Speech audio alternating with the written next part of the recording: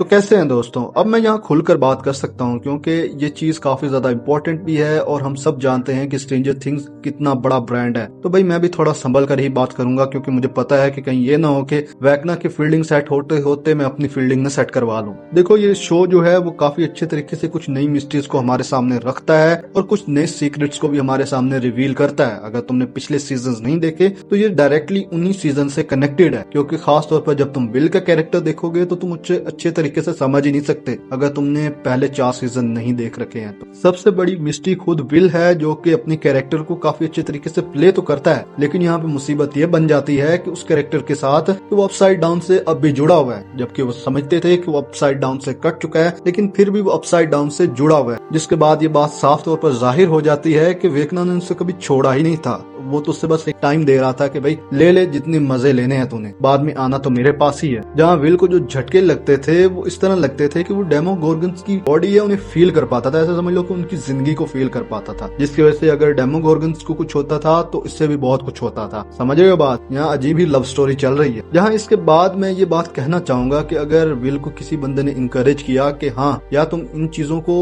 हल कर सकते हो, तुम अपने इन मसाइल का हल निकाल सकते हो जो तुम्हें हर रोज परेशान करती हैं, हर ख्वाब में डराती हैं, वो कैरेक्टर था रॉबिन का। मुझे कभी कभी इनकी केमिस्ट्री एक लव स्टोरी वाली फील होती है, लेकिन बाद में याद आ जाता है कि ये औरत तो औरतों के पीछे पड़ी हुई है। जिसके बाद मामला थोड़े साफ होते हैं और मैं थोड़ा अपना दिमाग पीछे खींच लेता हूँ। लेकिन हाँ मैं कहना चाहूंगा कि विल को अगर किसी ने इंकरेज किया तो वो रॉबिन नहीं किया। हालांकि उसके दोस्त ने भी उससे कहा लेकिन वो माना ही नहीं। लेकिन जब लड़की ने इंकरेज किया तो लौंडा अपना तेज हो गया। जहाँ वैकना ऑलमोस्ट सबकी फील्डिंग सेट करने वाला था तब हमें एक नई होप नजर आती है और वो होप हमें विल की सूरत में नजर आती है क्योंकि विल उसके अटैक्स को पुश कर देता है। सबसे बड़ी बात तब होती है जब वैकना मैदान में एंट्री लेता है। वैकना जब मैदान में आता है तो इनकी सबकी सब तैयारियां धरी की धरी रह जाती हैं। उसको देखते ही इन सबके पेशाब वही निकल जाते हैं। उसकी फौज के सामने इन सबके वैसे ही पसीने छूट जाते हैं कि भैया अब जाएं तो जाएं कहाँ। इनके डर के मारे इनके पिछवाड़े तक लाल हो जाते हैं ताकि भैया इनके सामने खड़े होने वाले जो डेमोगोर्गन्स हैं भैया वो इनका क्या हाल करेंगे। भैया अभी तक इनका ये हाल हुआ है कि इनके 2 बंदे सीधा हॉस्पिटल पहुंच गए उसके साथ मुकाबला करते करते। भाई मैं ये जानना चाहता हूँ कि एक बंदे को पता है कि तुम्हारे इलाके में इतने बड़े बड़े मॉन्स्टर्स घूम रहे हैं, इसके बावजूद बंदा हॉकी के साथ मारने गया उससे। मेरे यकीन मानो हंसी छूट गई थी कि भैया ये बंदा हॉकी के साथ उसे मारने गया। भाई तुझे पता है कि तेरे घर में एक बंदा घुसा है तो तू कोई छुरी चाकू लेके जा, अपनी बीवी भी बचा और खुद को भी बचाने की कोशिश कर। इसके मुकाबले में तो यहाँ के यंगस्टर्स चलाक निकले कि भैया इन लोगों ने पूरी तरीके से तैयारी कर रखी है और ये बंदा कह रहा है कि यार ऐसी क्या ही कोई बकवास होती होगी। जहाँ में पहले बताया जाता है कि जो एक तरह से होली का जो कैरेक्टर है वो वर्डसीट से मिल रहा है, उसका अपना एक फ्रेंड है, हमने उसे कुछ ज्यादा सीरियसली नहीं लिया था। हमें बाद में पता चलता है कि हेनरी तो बहुत पहले से अपने बीज बो रहा था इस तरह के कि वो किसी तरीके से होली को लेकर जाए और इस तरह के वो बाकी बच्चों को भी कर रहा था ताकि वो उन्हें ले जाकर उसी तरह सुला दे और उनकी एनर्जी को अब्सॉर्ब करके बाहर की दुनिया में आकर सबकी फील्डिंग सेट कर सके। ये सिर्फ होली के साथ नहीं होता है बल्कि बाकी सबके साथ होता है। और जब हमें ये बात समझ में आती है कि जो सेडी सिंह का कैरेक्टर है वहाँ पर वो भी कुछ इसी तरह की प्रॉब्लम से जूझ रहा है और अगर ऐसा हुआ है कि भाई वो भी इस तरह की चीजों से जूझ रहा है तो ये मत समझना कि आगे हमें बिली भी देखने को मिल जाएगा। मैं चाहता हूँ कि वो बंदा देख जाए यार, बंदे को बहुत ट्रेजिक एंड दिया है उन लोगों ने। जिस तरह यहाँ से लोग जिंदा होकर वापस आ रहे हैं ना और दिख रहे हैं कि हाँ